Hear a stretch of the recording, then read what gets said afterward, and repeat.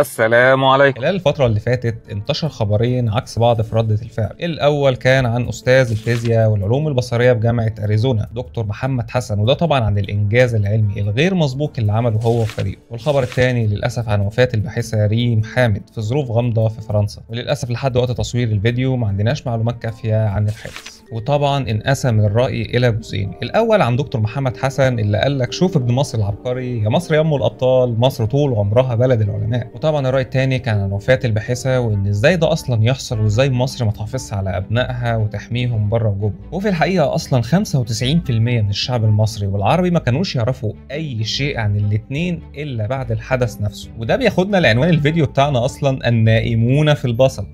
النائمون في البصل. تعالى معايا احكي لك ازاي ممكن فرد يغير مسار بلد وكمان العالم كله. تعالى بس. في سنة 1948 اتقابل اتنين من اشهر الشخصيات في التاريخ، اينشتاين وتشارلي تشابلن. كانت صدفة غريبة جدا. اينشتاين قال لشابلن اكثر ما احبه في فنك انه عالمي رغم انك لا تتفوه بكلمة واحدة. ابتسم شابلن وقال له لكن شهرتك الاعظم، فالعالم يحبك ومعجب بك رغم ان لا احد يفهمك. وعلى فكرة ده جزء كبير جدا من الحقيقة. اينشتاين نفسه كان عارف ان رغم شهرته الواسعة ونظرية النسبية بتاعته ان اغلب اللي عارفينه مش عارفين ولا فاهمين ما هي النسبية ولا اينشتاين عمل ايه ولا فاد البشرية بايه اصلا. على فكرة اينشتاين كان الماني وهرب من المانيا وهو 17 سنة، وده بسبب اسلوب الحياة في البلد وقتها وخوفه من التجنيد وضياع حلمه. واخد بالك السبب كان ايه؟ وده اللي خلاه فيما بعد يتنازل عن الجنسية الالمانية عادي جدا ويحلف قسم الولاء لامريكا. سمعت قبل كده عن مشروع اسمه منهاتن؟ ده كان اسم مشروع إنتاج أول قنبلة نووية ذرية في التاريخ.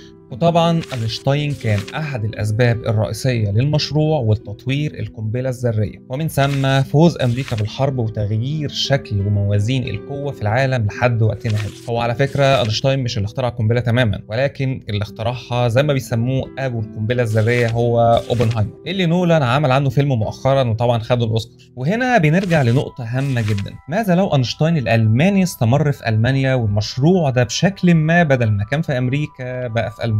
على الرغم ان الالمان كانوا في طريقهم لعمل القنبله، بس اينشتاين وامريكا سبقوهم وغيروا موازين الحرب والقوه. وهنا بيبان قد ايه ممكن فرد واحد يغير مسار دوله والعالم اجمع. فرد واحد ربنا اداله نبوغ في حاجه معينه استغلها وطورها ووقفت بلد بالكامل جنبه وامنت بيه وحمته واستفادت منه. طبعا في واحد هيجي دلوقتي يسالني يقول لي يا عم مصطفى دول ناس عباقره، احنا مالنا بالغرب؟ هو احنا عندنا حد مؤهل اصلا عشان يغير بلد ولا التاريخ ولا العالم؟ وده طبعا كلام احد النائمون في البصل، مالكش دعوه بيه. تعالى نرجع كده بالذاكره لورا شويه، لا ورا اكتر، ونسال سؤال، هل الناس اللي غيرت التاريخ واثرت فيه والعباقره كلهم من الغرب واحنا ملناش اي لازمه كده في الكوكب؟ كل اللي بنعمله ان احنا بناكل وبنشرب وننام وكل حاجه بتجيلنا كده على الجاهز من بره. هقول لك يا سيدي، قديما قوي ايام الفراعنه بنشوف الناس دي كانت قد ايه عباقره في مختلف المجالات، وقدروا يقدموا حضاره عظيمه عاشت لالاف السنين، مش مجرد حجاره بس، لا ده علوم وفنون وطب وهندسه وخلافه. وحتى الحضارات القديمه زي بلاد الرافدين واليمن وكل الحضارات اللي قامت في البلدان اللي بيسكنها العرب حاليا كان ليها اثر في التاريخ. لما نطلع شويه قدام بالزمن، علماء المسلمين بالاخص حدث ولا حرج في كل المجالات، ناس تقيله فعلا مش مجرد كلام او تطبيق. على سبيل المثال وليس الحصر، عندك واحد زي ابن خلدون، ده راجل مؤسس علم الاجتماع عموما يعني. عندك واحد زي ابن سينا، ده الغرب كانوا بيطلقوا عليه ابو الطب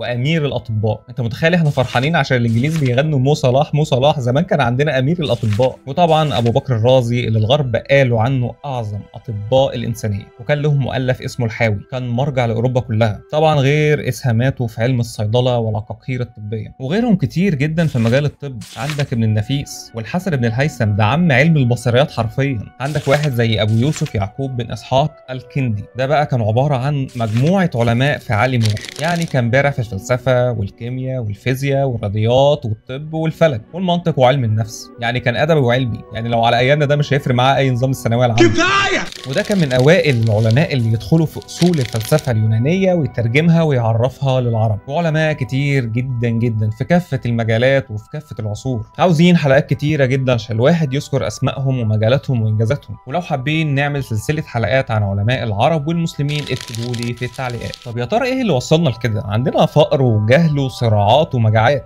وطبعا مش كل الوطن العربي فيه بلاد غنيه جدا، ولكن في العموم لسنا متقدمين او اصحاب رياده او منا دوله عظمى مثلا ليها كلمه مسموعه. طب هل فعلا مع مرور الوقت ما عادش عندنا علماء او مواهب وبقى عندنا فقر في الكوادر؟ خليني اقول لك الصراحه والحقيقه المره هي لا. فجأة مش كده؟ والله زي ما بقول لك كده. احب اقول لك ان على مدار القرن الماضي تم اغتيال اكتر من 220 عالم ومخترع عربي، وكان في مدونه كتبها الاستاذ القاضي انيس جمعان مفصله عن الموضوع ده. متخيل 220 عالم وعالمه كل واحد فيهم عبقري في مجاله، حرفيا كان قادر ينقل بلده لحته تانية، وده طبعا لو كان تم الحفاظ عليهم وتيسير الامكانيات ليهم وتنفيذ المشاريع بتاعتهم. وطبعا للاسف اغلب الاغتيالات كانت عن طريق اللي ما يتسموش، كانوا بيمشوا بمبدا في منتهى الغباء، يا تشتغل معانا يا نخلص عليك، والله خدنا البحث بتاعك خير وبركه، ما خدناش محدش ياخده غيرنا. مش بس بيخسر بلدك عالم، لا ده بيخسر العالم والانسانيه كلها. طبعا الاسماء والقايمه كبيره جدا، ولكن انا هعرض مثل واحد. في ممثل ومخرج مسرحي مصري ما كانش مشهور بشكل كبير، ولكن كان عنده ابن عالم اسمه سعيد السيد بدير. للاسف ما اعتقدش كتير مننا يعرفه، مجاله كان نادر جدا وقتها، كان في حوالي 13 عالم فقط حول العالم، وابحاثه نالت قبول واسع لدرجه انه كان تصنيفه رقم 3 من ال 13 حول العالم. والمجال ده كان اتصالات الفضاء والتكنولوجيا الخاصه بالصواريخ واطلاق المركبات الفضائيه والتحكم في الاقمار الصناعيه سواء بالتجسس او الاستكشاف. ولكن للاسف لعدم توفر الامكانيات في مصر وقتها كان بيحاول يعمل الابحاث بتاعته في المانيا وامريكا، ولما عرفوا قيمه الابحاث بتاعته ابتدوا يساوموه سواء بشراء الابحاث او بالتجنيس، ووصلت لدرجه التهديد، وده في روايه زوجة العالم رحمه الله عليه، لحد ما قرر يرجع مصر يتحامى فيها. ولكن في يوم 13/7/1989 يصحى اهل اسكندريه على حاله انتحار مزعومه ومفبركه بلا ادنى شك. تم اغتيال العالم وتم اغتيال بحثه ومشروعه وهو عنده 40 سنه، ويقال ان برنامج حرب الفضاء الامريكي نتيجه ابحاثه المسروقه. علماء كتير في الوطن العربي كانوا قادرين ينقلوا المكانه بتاعتنا بالعلم وبالمشاريع بتاعتهم في كافه المجالات المختلفه. الواحد بيحزن حقيقي على كم الكوادر اللي راحت مننا وما عرفناش نستفاد منها بشكل حقيقي. حد زي دكتور مصطفى مشرفه اينشتاين العربي، المهندسه سميره موسى كانت عالمه ذره ومؤسسه هيئه الطاقه الذريه المصريه، والمهندس سمير نجيب كان عالم ذره، والعالم نبيل القليني عالم ذره اخر، العالم يحيى المشد كان له ابحاث كتيره عن المفاعلات النوويه، وغيرهم كتير جدا في مختلف المجالات. وفي الوطن العربي المهندس حسن كامل الصباح اديسون العرب، العالم رمال حسن رمال كان عالم فيزيائي عبقري، العالم الفلسطيني نبيل احمد كان عالم ذره،